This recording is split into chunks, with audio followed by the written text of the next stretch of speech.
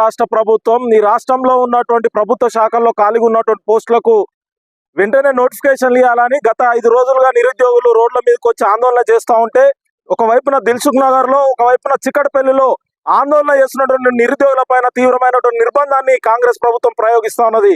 న్యాయమైనటువంటి డిమాండ్లను అడుగుతున్నటువంటి నిరుద్యోగులకు ఆ న్యాయమైన డిమాండ్లను పరిష్కరించాల్సి పోయి ఈ రోజు వారిని పోలీసులతో నిర్బంధించడాన్ని డివైఎఫ్ఐ తెలంగాణ రాష్ట్ర కమిటీగా మేము తీవ్రంగా ఖండిస్తా ఉన్నాం. రాష్ట్ర ప్రభుత్వం వెంటనే పోలీస్ శాఖలో 5,000 ఉద్యోగాలు కాదు 19,470 ఉద్యోగాలు ఖాళీగా ఉన్నాయి. ఇప్పటికే పోలీస్ రిక్రూట్మెంట్ లేక 4 సంవత్సరాలు కావస్తా ఉన్నది.